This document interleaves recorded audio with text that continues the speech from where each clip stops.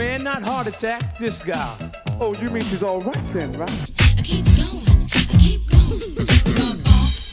She was pregnant on Saturday Night Live, performing as the first female MC on national television. Then the group broke up 6 months later. They battled for $1,000 in Harlem and lost, then watched their rhymes get stolen and sold 11 million copies. And they were the first to rap in Spanish, opened doors for every Latino in hip-hop, then got silenced by their own label for speaking truth. 10 hip-hop groups from the early 80s who built the culture brick by brick, then watched Run-DMC take all the glory. This is the story of the groups who came before MTV, before music videos, before the world was watching. Jeff is the rhythm, and K is the bass. Rock, shucking the hold on. Number 10. That's the Joint. Funky 4+1, 1980. It's for you to see, so don't turn away by what I say, 'cause I'm on. 4 guys and 1 woman changed hip-hop forever on Valentine's Day, 1981, then disappeared into obscurity within a year. Come on, shout rock, cut out the crap, just turn on your mic. Funky 4+1 were KK Rockwell, Keith, Jazzy Jeff, Raheem, and Shah Rock. Move with groove, but not too weak, cool. Now rockin' you with you, I'm sure you. Shay Rock was hip-hop's first prominent female MC in a completely male-dominated culture. Do it up, but Rock is gonna show you how you get real rough. I'm Rock. She could rap as hard as any man, hold her own in ciphers, command respect. Oh Lord, to the beat, you don't girl. On February 14th, 1981, they performed on Saturday Night Live, the first rap group to ever appear on the show. I am bad and that you can bad. I have a quality for you and me. Debbie Harry from Blondie was hosting and personally requested them.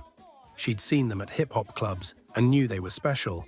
But here's what most people don't know. Because we're all so close, but yet so far. And to all the party people. Shay Rock was 6 months pregnant during that SNL performance, performing on national television, making history while carrying a child.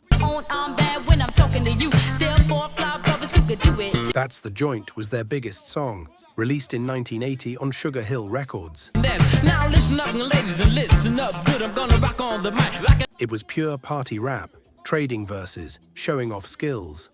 But after SNL, everything fell apart. The group couldn't capitalize on the momentum. Internal conflicts, money disputes. With the most finesse, I'm down with the father. Rock the mic the best, 'cause I. By late 1981, they'd broken up. Shay Rock tried to go solo, but the industry wasn't ready for a female rapper. When I rap funky four, I can never be the way. The first woman to break barriers in hip-hop, then watched the door close behind her. You know that, and he got the finesse to be hold that. He's. Today, people remember the SNL appearance, but not the group, not the songs, not Shah Rock's pioneering legacy. Rock the body, rock the body, rock the body. Number 9, Body Rock, Treacherous 3, 1980. R to the E, double G-I-E. Reggie, at the G-O-P, the super. They invented fast rapping, battled Busy Bee in the most legendary clash in hip-hop history, then got overshadowed by everyone who copied their style. Treacherous 3 were Cool Mo D, LA Sunshine, and Special K. They formed in the late 70s in Harlem and pioneered the rapid-fire delivery that would become a staple of hip-hop. Before them, MCs rapped slow, steady, conversational. Treacherous 3 flipped that. They rapped fast, showing technical skill and breath control. Body Rock dropped in 1980 and showcased their innovation. But the most legendary moment came in 1981 at Harlem World. Cool Mo D challenged Busy Bee Starsky to a battle. Busy Bee was the reigning king of party rap, the crowd favorite. Mo D came with aggressive technical bars that destroyed him. The battle is considered one of the most important in hip-hop history because it proved skill mattered more than just rocking the party. People cars going wild, cause I was the style. I'm special case. But Treacherous 3 never got mainstream success. So let us tell you the deal, because it is a must. Well, I'm the #1. They released songs on Enjoy Records and Sugar Hill, but by the mid-80s, younger groups were using their fast rap style and getting famous. Run-DMC, LL Cool J, all of them studied Treacherous 3. Body rock, the body, rock the body, rock the body. Cool Mo D went solo and had some success, but the group itself, forgotten. The originators of fast rap, who watched everyone else profit from what they created. Number 8, Weekend, The Sequence, 1980. Three women from South Carolina became the first all-female rap group ever. Paved the way for every female rapper who came after, then got erased from history.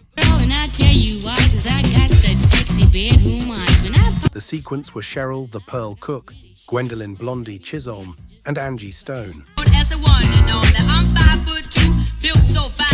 Yes, that Angie Stone, who later became an R&B star. They were discovered by Sylvia Robinson of Sugar Hill Records in 1979. Their debut single, Funk You Up, came out the same year as Rapper's Delight and became a hit. Then in 1980, they released Weekend, and it was unlike anything in hip-hop. Women rapping about going out, having fun, being independent. It wasn't braggadocious like male rappers. It was conversational, relatable, confident. The song charted and sold well, but the industry didn't know what to do with female rappers. Radio played them sparingly. MTV didn't exist yet to give them visibility. By 1983, the Sequence had broken up. Angie Stone went on to R&B success in the 90s with hits like No More Rain. But most people don't know she started in hip-hop. Don't know she was part of the first all-female rap group. The Sequence opened doors for Salt-N-Pepa, Queen Latifah, MC Lyte, Missy Elliott, Nicki Minaj, Cardi B, every woman who ever touched a microphone.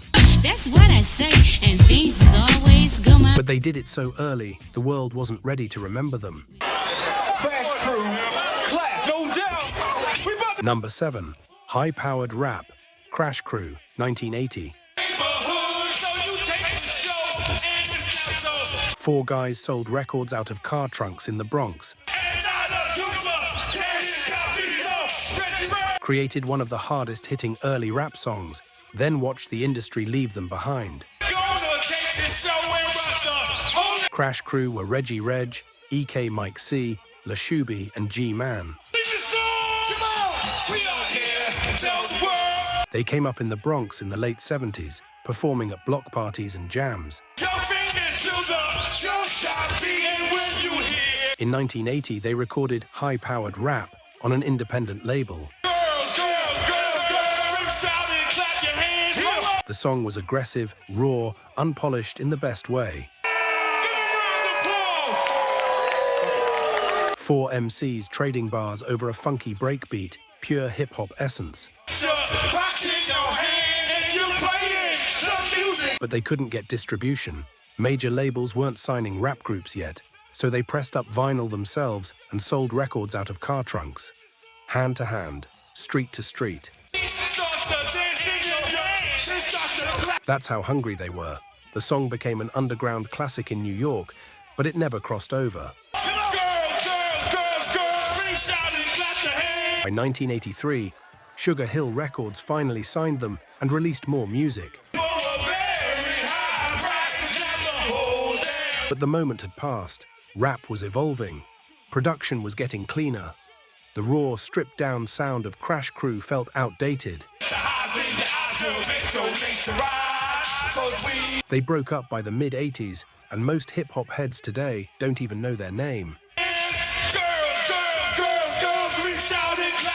Four guys who hustled harder than anyone, sold records out of car trunks, and still got forgotten.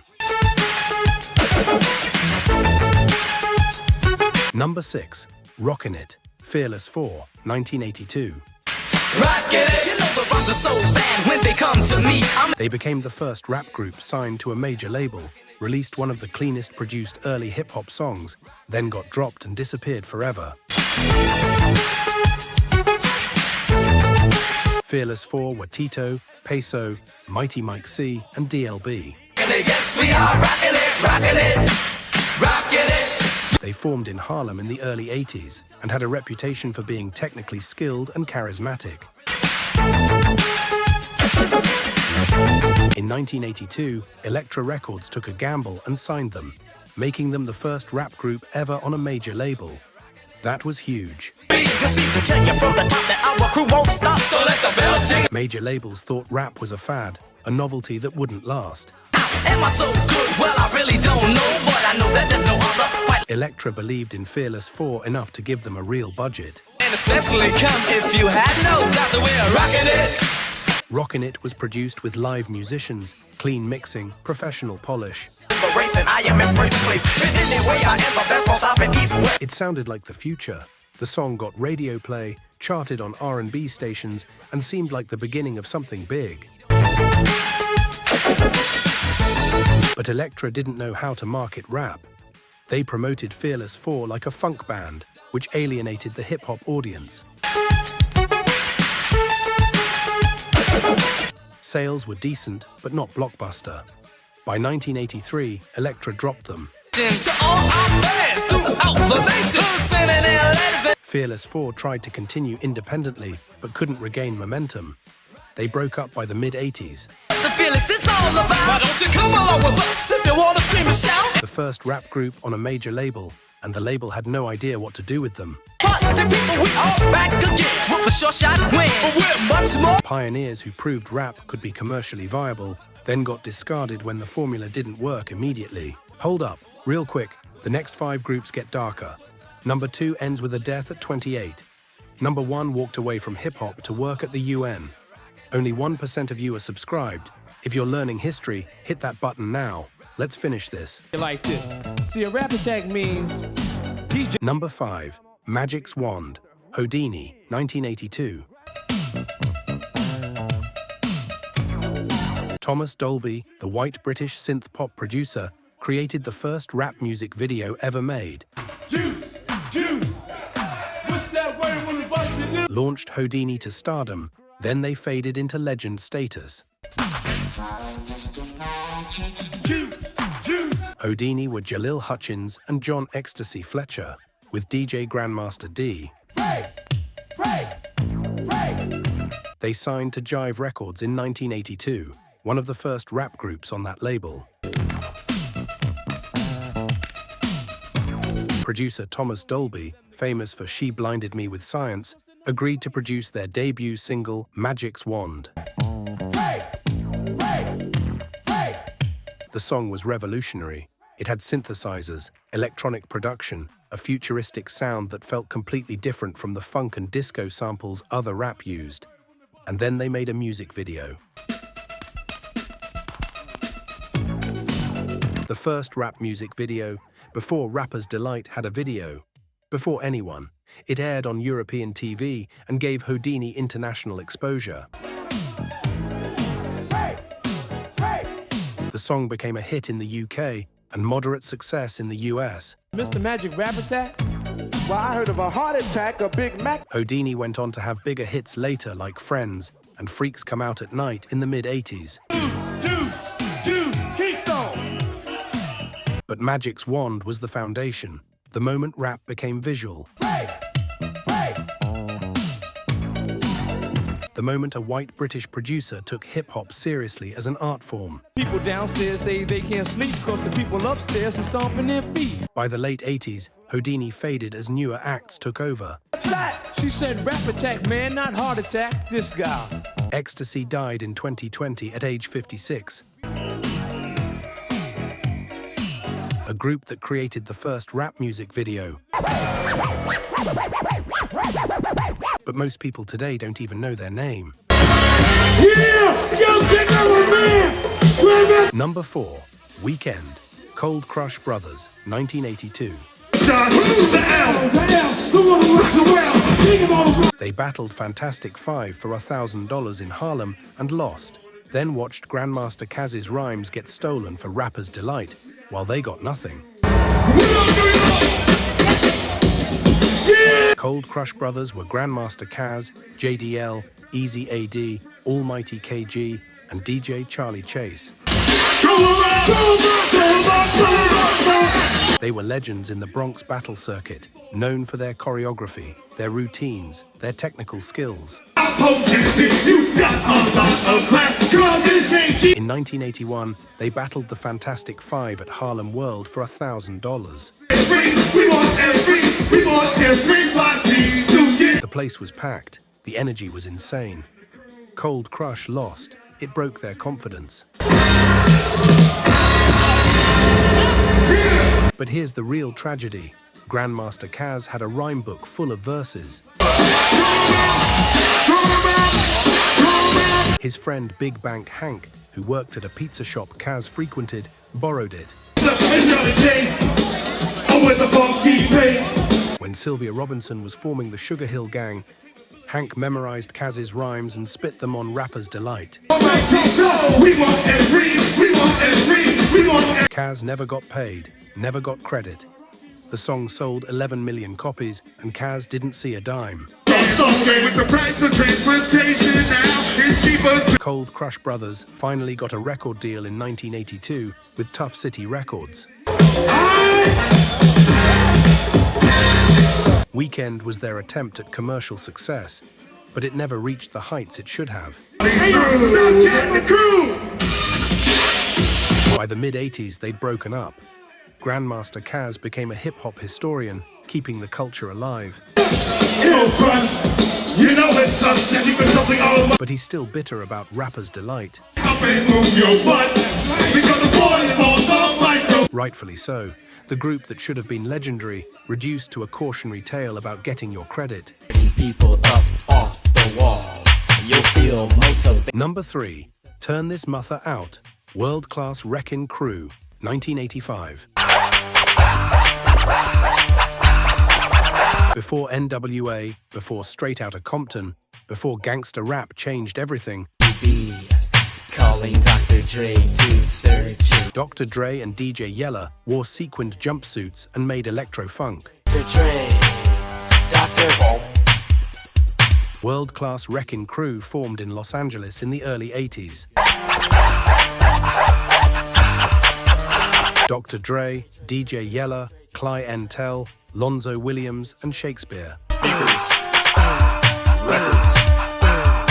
They performed in flashy outfits, doing choreographed dance moves, making electronic party music for the West Coast club scene. HD in mixology to cut. Turn This Mother Out dropped in 1985 and was pure West Coast electro.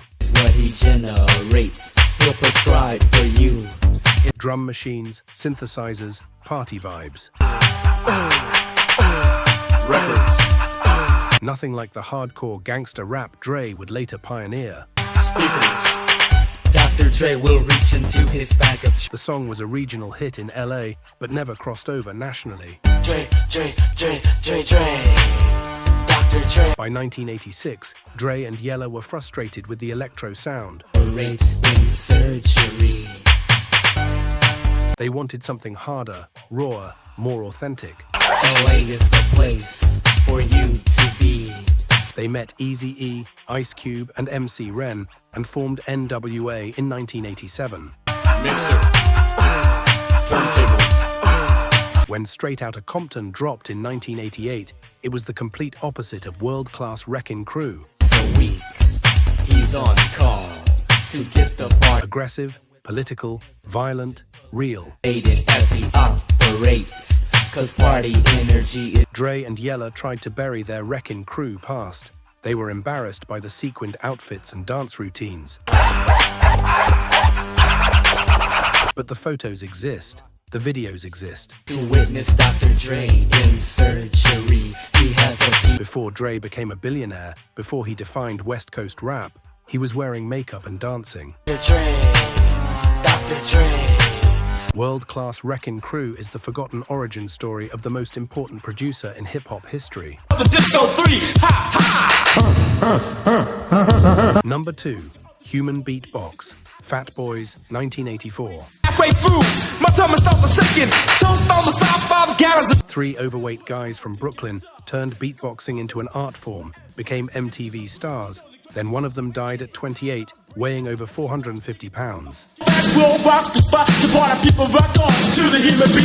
Fat Boys were Darren Buffy the Human Beatbox, Robinson, Mark Prince Marky D Morales, and Damon Cool Rock Ski Wimbley. So on the tire, see I over 8 at a steady pace rate. Yeah, I'm on board. They originally called themselves the Disco 3, but changed to Fat Boys and leaned into their size as part of their brand.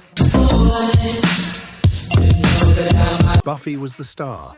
His beatboxing was revolutionary. He could mimic drum machines, create entire beats with just his mouth. So what's the fresh move? And take it from me, listen to the fish sounds. Human Beatbox dropped in 1984 and showcased his talent. So what's the fresh move? Individual rap market in the album. The song became a hit, and Fat Boys became one of the first rap groups embraced by mainstream white America. They were non-threatening, funny, entertaining. Do the party and rock the house. As we harmonize, start to turn it out. They appeared in movies like Crush Groove and Disorderlies. MTV played their videos. They even collaborated with Chubby Checker on a remake of The Twist. But success came with a cost. Buffy's weight kept increasing. By the early 90s, he was over 450 pounds and struggling with health issues. Scream please if I'm on the freeze.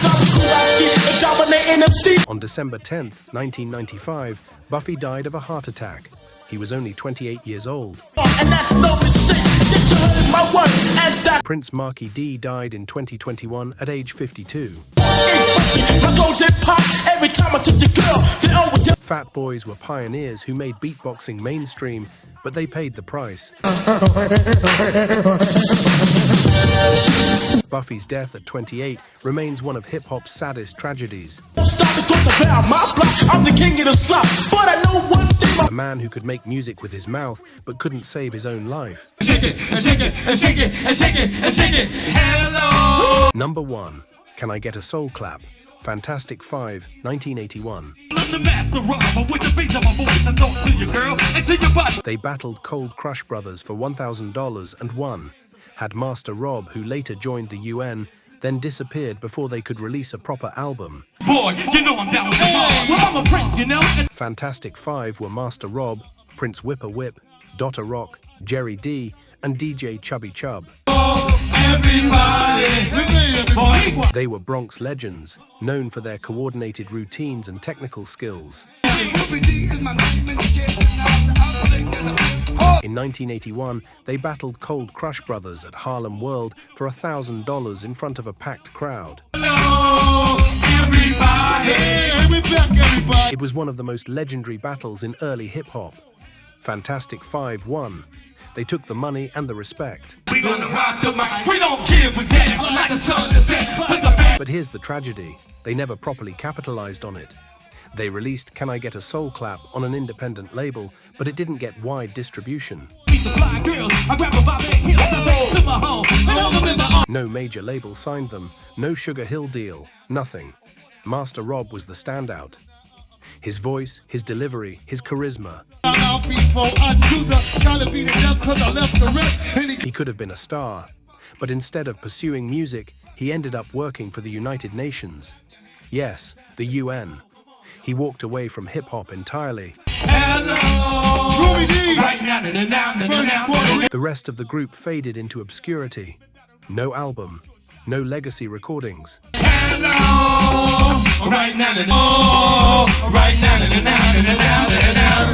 Just the memory of that $1,000 battle victory. Fantastic Five were good enough to beat one of the best groups in hip-hop history, but not lucky enough to get the opportunities that would have made them legends. The greatest group that almost nobody remembers.